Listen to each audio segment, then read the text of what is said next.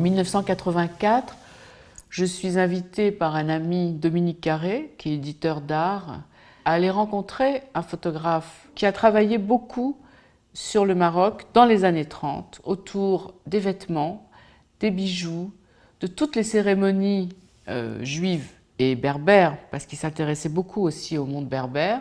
Et quand je suis entrée, il y a un vieux monsieur qui m'a ouvert dans ce petit appartement un peu triste. Et il m'a dit vous êtes juive, il n'y a pas d'israélite, vous êtes juive et vous êtes du Tafilalet. Je sais, je connais très bien cette région, vous venez de là. Et il a sorti des photos.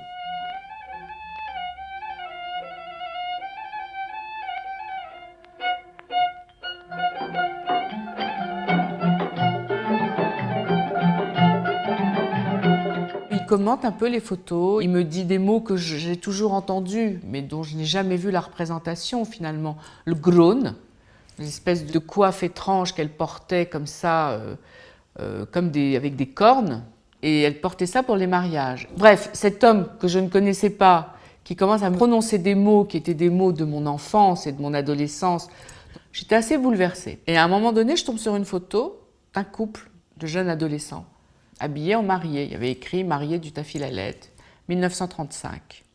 Et je dis à Dominique, mais c'est incroyable cette photo, regarde cet enfant, on dirait Sébastien.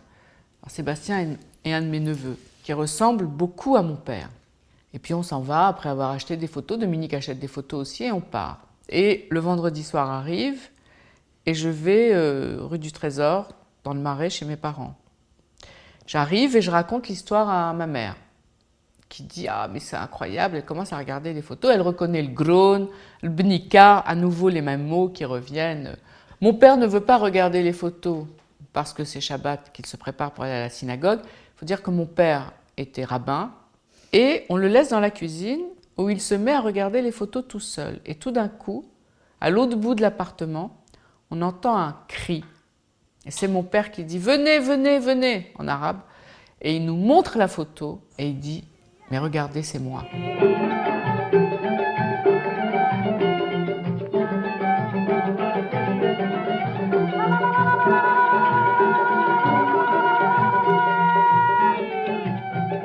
L'histoire de mon père, elle est assez extraordinaire aussi. Il naît dans une oasis qui s'appelle Tinrir, dans une famille extrêmement pauvre, orphelin de mère.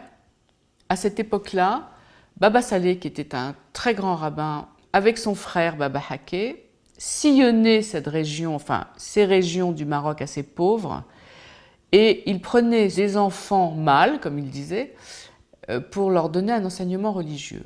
Donc mon père est arrivé après sa bar mitzvah dans la famille de Baba Saleh et de Baba Haké, son frère, qui vivaient tous les deux dans une grande maison à Erfoud. Et là, il y avait une petite yeshiva d'une douzaine d'enfants. Mon père en a fait partie assez vite. Quand il finit ses études, il est rabbin, mais il ne trouve pas de travail au Maroc. Finalement, il en trouve de l'autre côté de la frontière, en Algérie, dans un endroit qui s'appelait Colombéchar. On quitte l'Algérie en juin 62 à l'indépendance, on va passer 1 an et demi à Marseille, on arrive en 63 à Paris.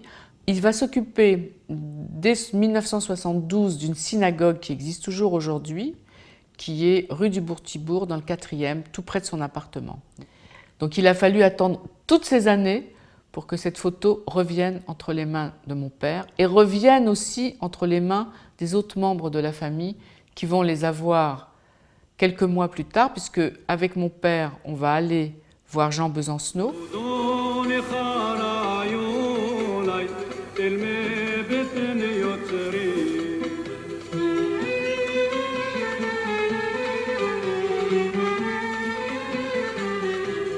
Jean Besancenot nous raconte le souvenir qu'il a de cette photo. Il est aidé par l'armée française, puisque le Maroc est sous protectorat.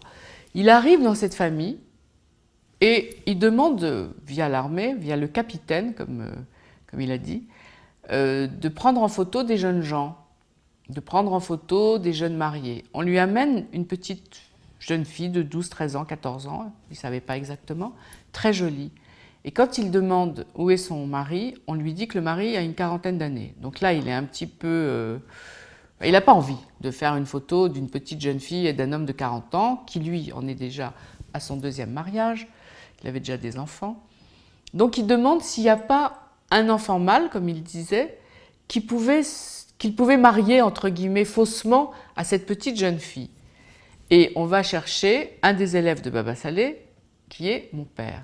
Et cet air absolument mélancolique et triste qu'il a sur cette photo, moi j'avais pensé que c'était parce qu'il était adopté par une autre famille, pas du tout, c'est parce qu'il a honte d'être sans chaussures.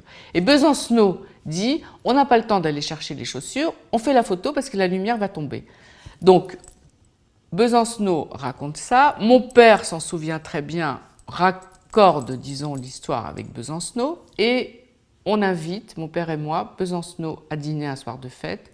Il va venir rue du Trésor, chez mes parents, un soir de Pessard. Et à la fin du dîner, au moment où il s'en va, on le raccompagne, mon père a un geste incroyable. Il lui dit « Attendez, attendez, ne bougez pas ». Donc on l'attend et il s'en va. Et Besancenot voit mon père partir de dos dans ce couloir et il dit « C'est mon petit garçon, c'est mon petit garçon ». Et mon père est revenu en fait avec un des vêtements qu'il portait sur la photo, que ma mère avait gardé, et il l'a offert à Besancenot.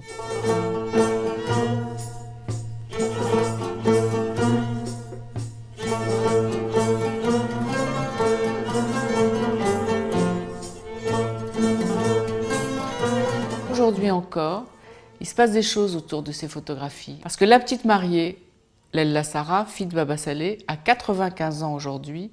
Elle vit à Jérusalem et quand un de mes cousins qui vit en Israël lui a montré la photo en lui demandant de la commenter, elle se souvenait parfaitement de la prise de vue, parfaitement du photographe et parfaitement de l'obéissance qu'elle avait dû montrer à son oncle, Baba Haké, parce qu'elle ne voulait pas être prise en photo. Et parfaitement de la honte qu'elle a subie, elle aussi, à cause du manque de chaussures de mon père. Donc je trouve ça magnifique.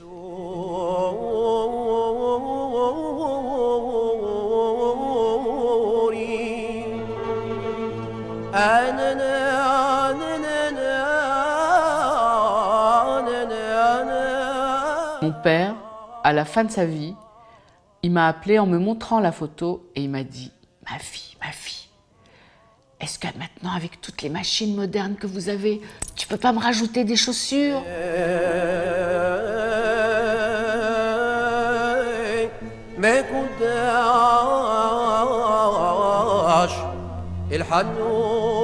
Je suis très émue que cette exposition ait lieu ici, dans ce lieu qui est si beau, au Musée d'art et d'histoire du judaïsme. Et je suis très émue d'une part parce que c'est un travail qui rend hommage à mon père, à ma famille, à cette famille marocaine, juive, si prestigieuse dont je fais partie, mais aussi et surtout parce que cette exposition rend hommage à Jean Besancenot, qui est un photographe qui est totalement inconnu, qui est mort dans la misère en 1992. Et je suis reconnaissante au musée de m'avoir invitée, de m'avoir permis de montrer son travail.